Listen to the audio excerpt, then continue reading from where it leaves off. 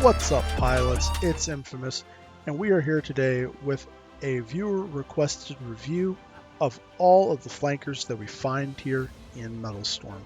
That's right, guys, we'll be looking at all four of them, and starting off today's review, we're going to be taking a look at the Su-27. So, the Su-27 is the first of the flankers that you're going to come across here in the flanker series. We have four of them in total in-game, as I've stated already.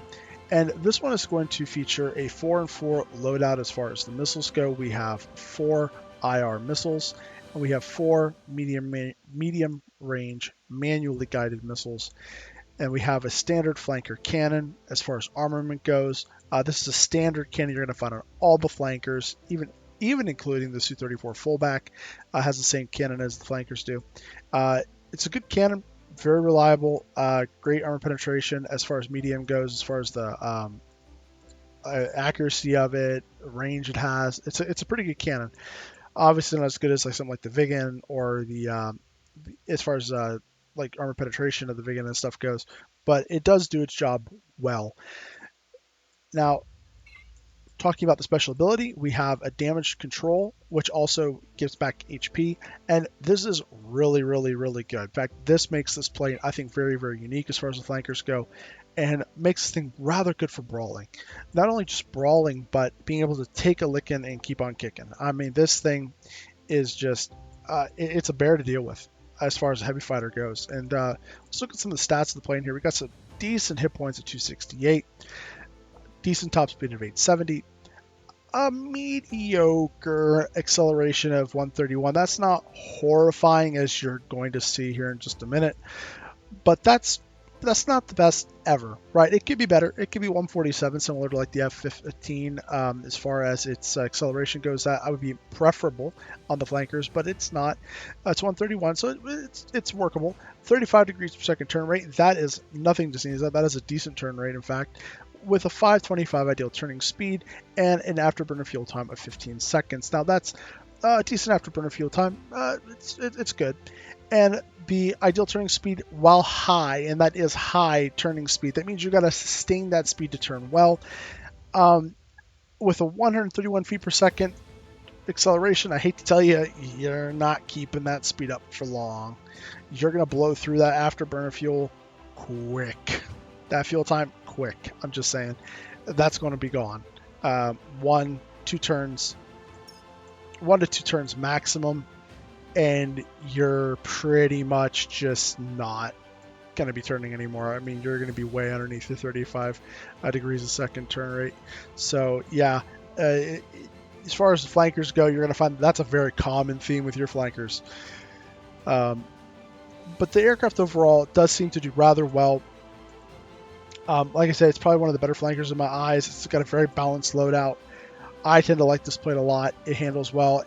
People tend to say that it floats. It only floats if you get it under airspeed, which, because of the lackluster acceleration, can happen if you're not really paying close attention. So keeping flankers up at their airspeed and their preferred airspeed or above their ideal airspeed is paramount.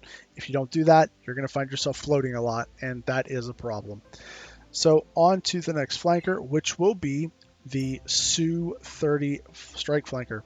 This is a really unique flanker in the line of flankers that we have here, because this one features a 4-4 loadout similar to the Su-27, but this one has the mid-range radar missiles. Now, these radar missiles lock up relatively slowly. In fact, I would say average for radar missiles, but slowly when you compare them to the medium range manual missiles, which does not make this plane, as you might guess, it's not ideally suited for brawling. Instead, you want to keep your enemies at a distance.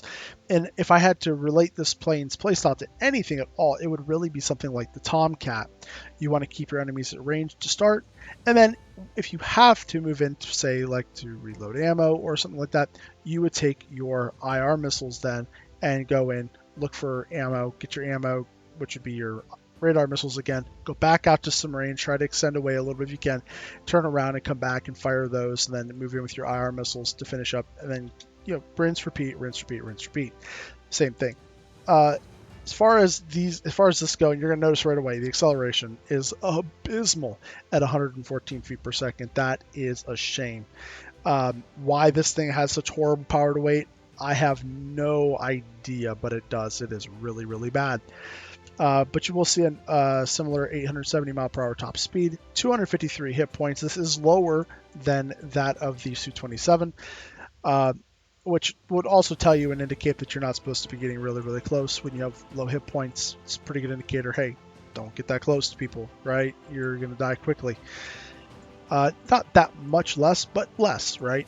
And then we have 514, so a lower ideal turning speed. Not sure why they dropped it. Not even that much, like 10 mile per hour, 11 mile per hour, whatever. I mean, still, but they dropped it for whatever reason. And then 15 seconds afterburner fuel time, same. But that power to weight just got like murdered, and they didn't need to, but they did. And this is thrust vectoring, and it does feature canards. So yeah, it just doesn't, but it doesn't turn. Doesn't turn. You can't keep up that 514 with 114 feet per second. I hate to tell you, that's like we're getting into attack plane levels of acceleration, which is just a joke. If anything needs to be buffed, this needs to be buffed badly, like really, really badly. They need to like up this to at least 131 to match with the other flankers, as far as flight characteristics are concerned. And I would love to see these jump a little bit higher than that even. All right. On to the next flanker, and that is going to be the Su-33C flanker. Now, as far as flankers go, I got to be honest, this one is probably the most mid in my eyes, at least at lower levels. I know as you reach level 20, this one actually becomes a little more valuable, just because you can start throwing mods on it, which make this plane a little bit better. And that might be an unpopular opinion with some people. I'll explain why my views are in a minute. We have 2 IR missiles. We have 6 of the medium range manuals.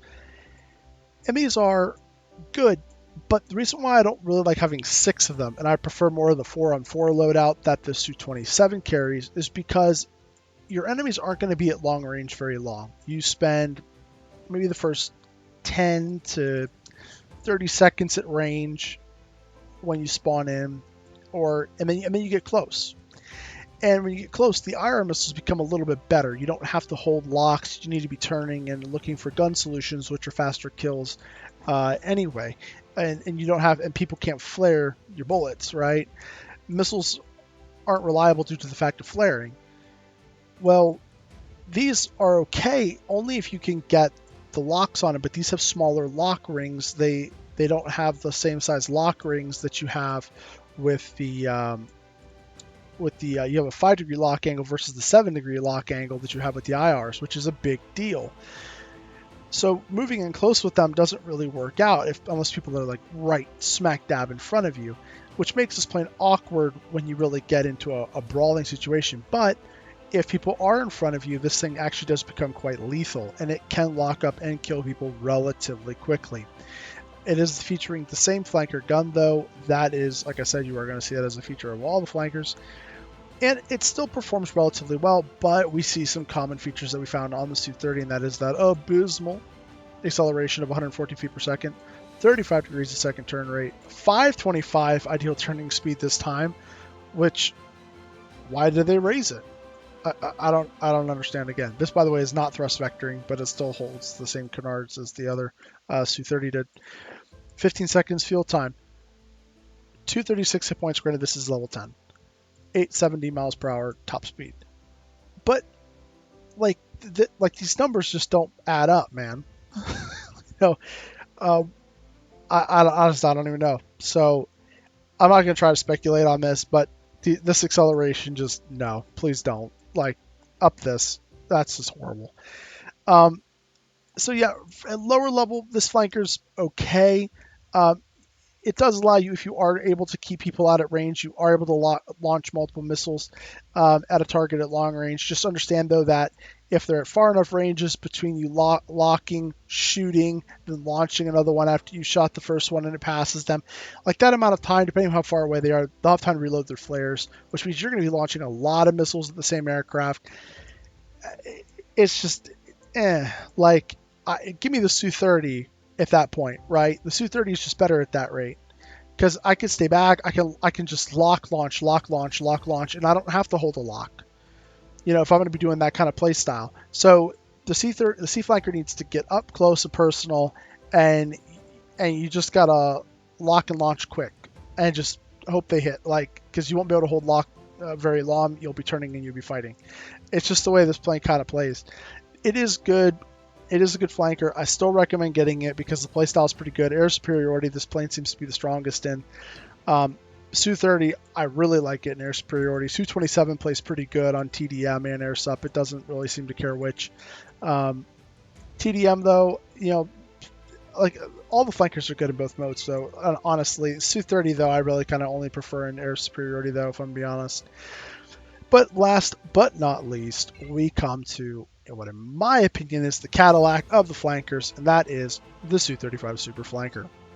Now, why do I call this the Cadillac? Well, if I was to pick any flanker for dogfighting, it would be the Su-35 Super Flanker. Why is that? Because if we not even touching the missiles, which we have 6 IR, 2 radar, same gun, 4 flares. Not even touching the missiles yet. If we just go look at the stats, because we've been harping on the stats of the other planes. 236 HP, not bad. 870 mile per hour, 131 feet per second, so we're back up to that Su-27 levels of acceleration. That's good. 38 degrees. We finally broke past the 35 degrees per second turn rate. 480 mile per hour ideal turn speed. Thrust vectoring, by the way. We have thrust vectoring. No canards, but we have thrust vectoring. 480 mile ideal turn speed. 15 seconds fuel time. Okay. We have suddenly started to enter the range of like accessibility when it comes to turning with this plane. This plane can, at least for a good minute, hold that 480 with 131 feet per second acceleration. It actually can hold it to a degree. Not very long, maybe like a turn or two. Like 1.5, maybe 2 turns max. Not really even though, like a turn and a half. And you can get that performance out of it. You can get 38 degrees a second turn rate. You really can. But boy, like the thing handles great after you've compared it to the other flankers in terms of handling. This thing really does handle nice. It is by far the best handling flanker. Now, moving on to the missile loadouts, people are going to be like, wow, 6 IR missiles? Are you sure about that? Like, is that feasible? Well, yeah, actually it is.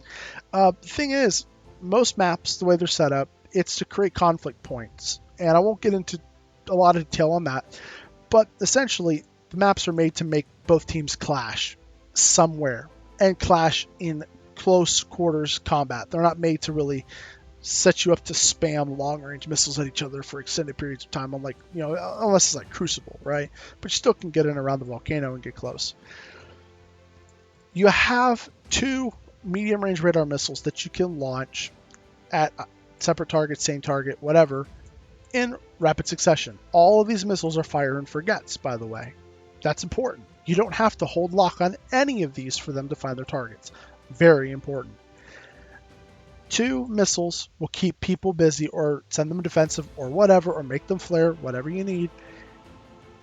Make them dodge, dip, whatever, so they can't keep or at least maintain or put a lock on you for an extended period of time to where you can't escape or get away or whatever. And that'll allow you to close distance. Once you close the distance, you got 6 IR missiles that you can just rapid fire. Well, rapid fire is fast as 1.3 seconds, whatever.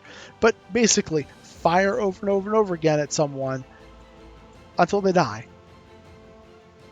It's like, you've got options. So really, the missile loadout, the way this is, it doesn't bother me at all. It really does not bother me the way this missile loadout is. Not to mention the fact that with this turn performance, the fuel time, and the hit points, essentially, I feel like I'm an overgrown medium fighter that's just really, really well balanced. Like, I like it. I really, really do.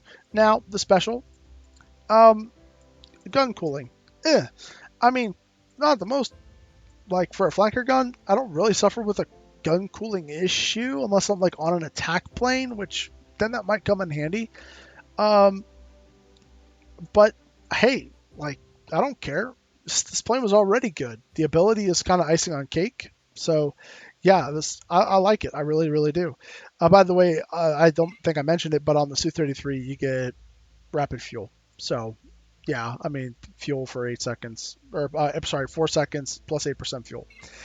So yeah, sorry about that. Don't think I mentioned it before, but there you go. That's the Sea Flanker's ability. So yeah, Su-35 Super Flanker, my personal favorite of the flankers, followed right behind with the Su-27 as far as just being a great all-arounder. And then I would say Su-30 for me is probably third in that list, and lastly is going to be the Sea Flanker for now until they get it up to like a higher level where I can start throwing mods on it and see kind of what becomes of that plane. I'm sure, like I said, I'm sure it gets good later on, especially when you get into more brawling fights than level 20. But for now, like the Sea Flanker just seems more mid at the lower levels, where the Su-35 seems really strong right now. It might become weaker as you get higher up. Who knows, right? Who can say? But guys, thank you so much for watching today. I hope you found this review helpful. I hope, if you guys have any more requests or desires for reviews in the future, please let me know in the comments below. And until next time, pilots, clear skies.